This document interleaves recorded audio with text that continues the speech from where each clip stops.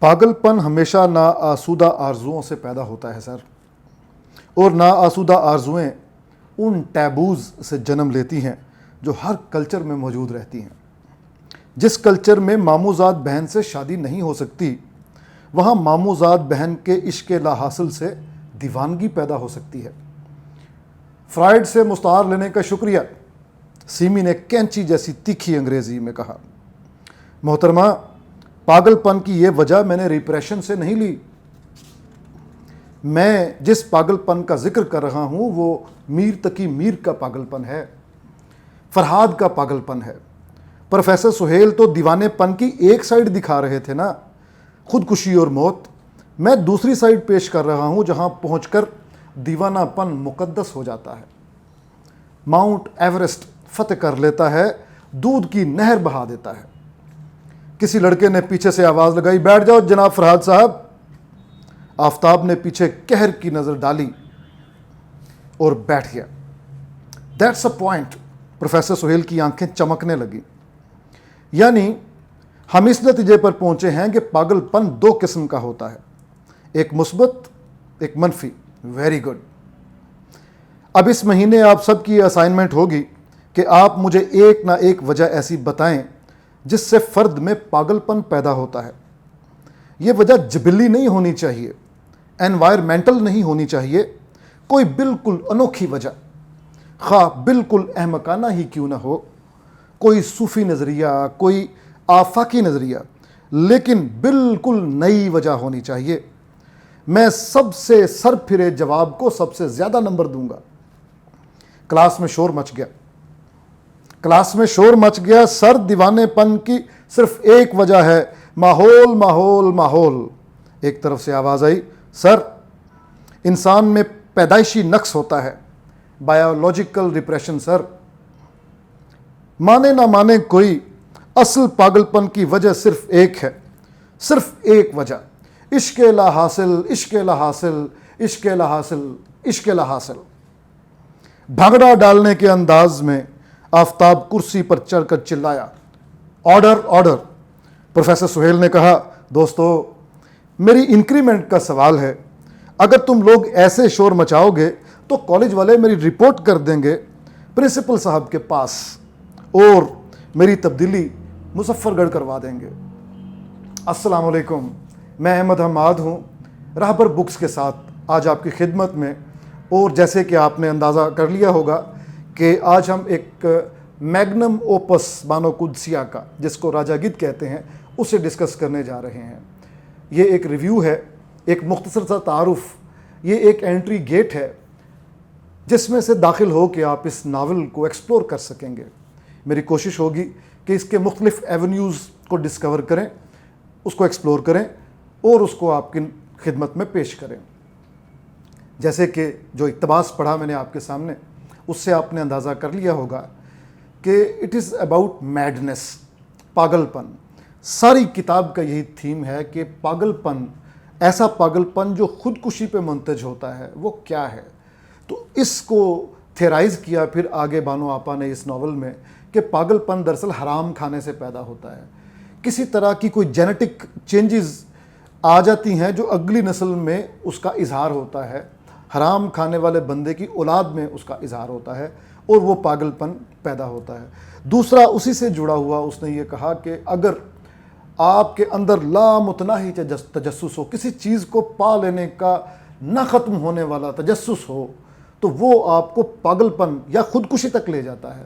تو ان دونوں کو کی تال میل سے یہ ناول انہوں نے بنا، بانو آپا نے۔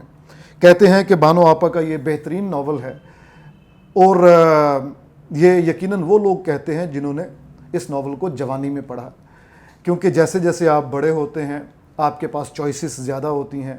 آپ ان چوائسز میں سے پھر دوستویسکی کو دیکھتے ہیں، آپ اس میں ہرمن ہیسے کو پڑھتے ہیں، آپ اس میں اپنے ہمارے یہاں کے شوکت صدیقی صاحب کو دیکھتے ہیں، قرۃ العین حیدر کو دیکھتے ہیں، عبداللہ حسین کو، مستنصر حسین تارڑ کو، ان سب کو پڑھتے ہیں۔ تو پھر آپ کمپیریزن کرتے ہیں کہ ان سب ناولوں میں اچھا ناول کون سا ہے۔ ظاہر ہے ہم اردو تک محدود رہیں گے تو اردو ناولز میں اس ناول کا بہت اہم مقام ہے۔ میں یہ تو نہیں کہتا کہ سب سے اعلیٰ ناول ہے، لیکن میں یہ ضرور کہتا ہوں کہ جو طالب علم ناول کی دنیا میں داخل ہونا چاہتا ہے اس کے لیے یہ صدر دروازہ ہے، اس سے اچھا دروازہ کوئی نہیں ہے۔ ہر شہر میں داخل ہونے کے کئی دروازے ہوتے ہیں، ایک صدر دروازہ ہوتا ہے، تو یہ اس ناولوں کی دنیا کا صدر دروازہ کہہ لیجئے۔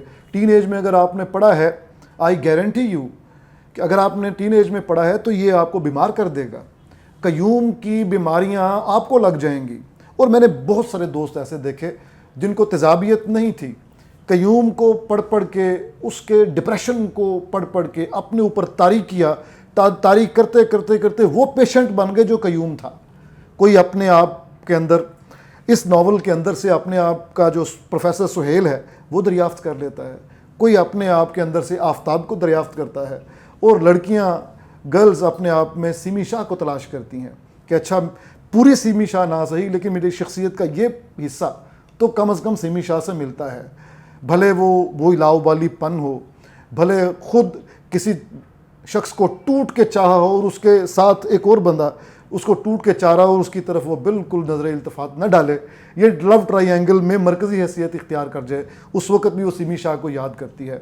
ہمیں یاد ہے کہ جب سیمی شاہ کا اس ناول میں انتقال ہوتا ہے تو وہ سین ہم بار بار پڑھتے رہے۔ جب میں ٹین ایج میں تھا، when I was 19، اس وقت I came across this novel اور میں نے پڑھا اس کو، تو ایک دفعہ پھر نہیں پڑھا، بار بار پڑھتے رہے، اور سفر میں بھی اپنے ساتھ ہوتا تھا۔ عام طور پہ سفر میں یہ ہوتا ہے کہ بندہ باہر کہیں دیکھ رہا ہوتا ہے ٹرین سے یا بسز سے، لیکن اس ناول کی کشش یہ ہوتی تھی کہ اسی کے اوپر نظریں ٹکی تو ٹکی رہیں، پڑھتے تو پڑھتے چلے گئے۔ کیا وجہ ہے کہ اتنا جوانی میں اتنا ہارٹ کیوں کرتا ہے؟ اس لیے کہ اس کی کہانی یونیورسٹی کی کہانی ہے۔ تو مذاق میں یہ کہا جاتا تھا کہ یونیورسٹی کے ہاسٹل میں آپ کو پتہ ہے لائن میں کمرے ہوتے ہیں، ہاسٹل کے کسی بلاک میں ایک کمرے میں یہ ناول آتا تھا تو پوری لائن والے پڑھ کے دوسرے کمرے سے یہ باہر نکلتا تھا اور پھر سامنے والی لائن میں چلا جاتا تھا۔ ایک زمانہ تھا کہ یہ نوجوانوں کا پہلا رومانس ہوتا تھا یہ ناول۔ اب تو ذرا زمانہ بدل گیا ہے سوشل میڈیا کی وجہ سے، لیکن اس ناول نے نوجوانوں کی بہت زیادہ محبت حاصل کی ہے۔ 31واں غالباً یہ ایڈیشن ہے جو میرے ہاتھ میں ہے، 2015 کا ایڈیشن ہے، لیکن اس کے بعد بھی ظاہر ہے سنگ میل نے اس کو شائع کیا تو یہ آپ کو صحیح بتا سکیں گے کہ 2019 میں کتناواں اس کا ایڈیشن آیا۔ ایڈیشن بھی اس کے 1100 یا 1000 کی کاپی غالباً یہ چھاپتے ہیں، تو یہ 32واں ایڈیشن ہے، 32nd۔ اب تک یہ کم از کم 37-38 ایڈیشن اس کے آ چکے ہوں گے۔ یہ ایسے نہیں آتے، اردو دان طبقے نے اس کے ساتھ محبت کی ہے، اور اس کے ساتھ محبت کرنے کی وجہ اس کا اچھوتا پن ہے۔ اچھوتا پن کیا ہے؟ ایک تو یہ کہ اس میں پرندوں کی کانفرنسز ہیں جو فرید الدین عطار سے انسپریشن لی انہوں نے۔ لوگ اس پہ کرٹیسائز بھی کرتے ہیں کہ فرید الدین عطار کا چھاپا مار دیا آپ نے، ناول بنا دیا وغیرہ وغیرہ۔ میں یہ سمجھتا ہوں کہ یہ چھاپا اس طرح کا چھاپا نہیں ہوتا، یہ انسپریشن ہوتی ہے۔ ہر بڑا آدمی دوسرے بڑے آدمی سے انسپریشن لیتا ہے۔ اقبال کی انسپریشن رومی تھے، اور غالب نے بیدل کے بارے میں یہی کہا، اور ہم جانتے ہیں کہ بہت سارے مضامین تک وہ خوشاچینی کی جاتی ہے۔ تو اپنا خیال اس سے مطلب یہ نہیں ہوتا کہ وہ جس نے انسپریشن لیا وہ کسی طرح چھوٹا ہو گیا، نہیں۔ تو انہوں نے منطق الطیر سے انسپریشن لے کے پرندوں کی ایک کانفرنس کروائی، اور اس میں راجہ گدھ کو اسٹیبلش کیا کہ گدھوں کا راجہ کیا ہوتا ہے، اور گدھ وہ پکڑا جو کہ اس نے کہا کہ ایک وقت ایسا آتا ہے کہ گدھ حرام کھا کے اس کا پیٹ نہیں بھرتا، پھر لیٹ کے ایک طرف کیا کرتا ہے، دوبارہ پیٹ خالی کرتا ہے اور پھر کھانا شروع کر دیتا ہے، یعنی اس کی ہرس اور بھوک ختم نہیں ہوتی۔ تو اس سے اس نے ایسے مردوں کو ان مردوں کی طرف اشارہ کیا جو مرد خود تو کسی کو انوالو نہیں کر سکتے، کسی انوالو ہو چکی لڑکی کے پیچھے رہتے ہیں، یہ دیکھ کے کہ اچھا یہ زمین نرم ہے، یہاں پہ ان کے عشق کا بیج پھوٹ سکتا ہے، تناور درخت بن سکتا ہے، تو ادھر ٹرائی کرتے ہیں۔ جو جس لڑکی کو بالکل کبھی نہ کسی سے محبت ہوئی ہو، نہ کسی کو اس سے محبت ہوئی، ادھر کوشش نہیں کرتے۔ اس طرح کی مرد کی سائیکی کو انہوں نے انڈرسٹینڈ کیا جو ان کی سمجھ میں آئی۔ ہمیں اس سے اختلاف ہے، ہم یہ سمجھتے ہیں کہ یہ زیادتی کی بانو آپا نے مردوں کو اتنی زیادہ لاٹھی چارج ان کے اوپر کر کے، لیکن بہرحال یہ مصنف ہیں، ان کا استحقاق ہے، یہ ان کا برین چائلڈ ہے، اور اس میں جو چاہتی وہ اسٹیبلش کرتی، اور میرا خیال ہے بہت کامیابی سے کیا انہوں نے۔ ہمارا اختلاف اپنی جگہ، اس سے ان کی عظمت پہ کوئی حرف نہیں آتا۔ اور پرندوں کے ساتھ ساتھ ایک اور چیز جس کا میں ذکر کرنا چاہوں گا، جہاں پہ میں یہ بات اپنی ختم کرنا چاہوں گا، اس میں بہت سارے کردار آتے ہیں، لیکن مرکزی کردار گورنمنٹ کالج کے ہیں۔ بہت ساری جگہوں پہ ریڈیو پہ کردار ملتے ہیں، امت العزیز کا وہ کردار ہے، آبدہ کا کردار ہے، لیکن بنیادی کردار اس کے جی سی سے ریلیٹڈ ہے، گورنمنٹ کالج سے۔ کیا وجہ ہے کہ بانو آپا نے گورنمنٹ کالج کا انتخاب کیا؟ حالانکہ اس زمانے میں پنجاب یونیورسٹی بھی تھی جب یہ بانو آپا جس کا ذکر کر رہی ہیں۔ وجہ یہ ہے کہ گورنمنٹ کالج کی آرچز میں اور اس کے گوتھک آرکیٹیکچر میں ایک خاص طرح کا رومانس ہے۔ جو لوگ راوینز ہیں یا جو لوگ وہاں پہ تدریس سے وابستہ رہے، وہ جانتے ہیں کہ جب اکتوبر نومبر کی پیلی دھوپ وہاں ٹھنڈک بکھیرتی ہے، جی ہاں، پیلی دھوپ ٹھنڈک بکھیرتی ہے، اس ادارے کا، اس عمارت کا فسوں ان میچبل، ان پیرللڈ ہوتا ہے۔ وہ جادو نگری لگتا ہے، کسی اور دنیا کی بلڈنگ لگتا ہے۔ ہم لاہور میں رہتے ہوئے بھی ایسے لگتا ہے کہ ہم پوری کائنات کے ساتھ منسلک ہو گئے۔ اگر آپ نے ایکسپیرینس کیا ایم فی کی سیڑھی میں بیٹھ کر دھند کی صبح کو ایکسپیرینس کرنا، اس کو دیکھنا، وہاں سے اگتے ہوئے سورج کو آنکھوں میں آنکھیں ڈال کے دیکھنا، یا اس کے جو جغرافی ڈپارٹمنٹ کے کوریڈورز ہیں وہاں پہ آپ نے سورج کو ڈھلتے ہوئے دیکھا ہو، تو آپ میری بات کا اچھی طرح اندازہ کر سکیں گے کہ ایک رومانس ہے اس کا۔ یہ آپ کو تاریخ کے اندر سفر کرواتا ہے، 150 سال پیچھے لے جاتا ہے یہ کالج۔ ایک جب بانو آپا نے لکھا تو بالکل کالج کی عمارت بھی ویسی تھی، لوگ بھی ویسے تھے۔ اب ویسا معاملہ نہیں رہا، جیسے ہر چیز زوال پذیر ہے، ہر کمال راہ زوالے، تو وہاں پہ بھی معاملات بہت دگرگوں ہیں، اور اس کے بارے میں ہم پھر کسی وقت بات کریں گے۔ لیکن میں یہ سمجھتا ہوں کہ گورنمنٹ کالج کو جن چند تحریروں نے اپنی تحریروں میں امر کر دیا، اس سے پہلے کہ ختم کروں ایک بات مسجد کرتبہ کے حوالے سے کرتا ہوں۔ پروفیسر جابر علی سید نے علامہ اقبال کی نظم مسجد کرتبہ کے حوالے سے ایک بڑی خوبصورت بات کی۔ انہوں نے کہا کہ عمارتوں میں جو حیثیت مسجد کرتبہ کی ہے، نظموں میں وہی حیثیت اقبال کی مسجد کرتبہ کی ہے۔ آپ اس سے اندازہ کریں کہ اقبال کی مسجد کرتبہ جب انہوں نے لکھی تو بہر وہ چنی جس کو ہاتھ لگاتے یار لوگ کہتے ہیں کہ 440 کا کرنٹ لگتا تھا۔ اقبال نے وہ بہر چنی جس میں گرینجر آ سکتا تھا مسجد کرتبہ کا، اسپین والی مسجد کرتبہ کا۔ تو کہتے ہیں کہ نظموں میں، اردو نظم کی دنیا میں وہی حیثیت اقبال کی مسجد کرتبہ کی ہے جو دنیاوی عمارتوں میں، بلڈنگز میں، آرکیٹیکچر میں اس مسجد کرتبہ کی ہے۔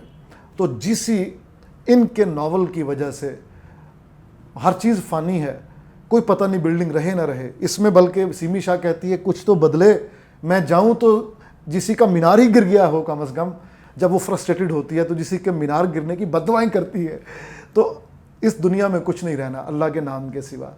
ہاں، ہم یہ سمجھتے ہیں کہ بہت ساری بلڈنگز مٹ گئیں، لیکن شیکسپیئر زندہ رہے گا جب تک آخری انسان زندہ ہے۔ شیکسپیئر رہے گا، رومی رہے گا، اقبال رہے گا، اور سوفوکلیز رہے گا، اور سوکریٹیز رہے گا۔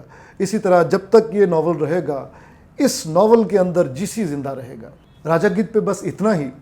ہم انشاءاللہ ایک نئے سیگمنٹ میں حاضر ہوں گے، اور یہ سیگمنٹ کیا ہے؟ کتابوں پہ تبصرہ، ریویو۔ اور یہ کوشش یہ ہے کہ ایک کتب بینی کی مرتی ہوئی ایک روایت جو dying tradition of reading books ہے، اس کو ہم دوبارہ سے زندہ کرنے میں کوئی کوشش، اپنا ایک کردار ادا کرنا چاہ رہے ہیں۔ رہبر بکس آپ کے سامنے نت نئی کتب لاتا رہے گا انشاءاللہ۔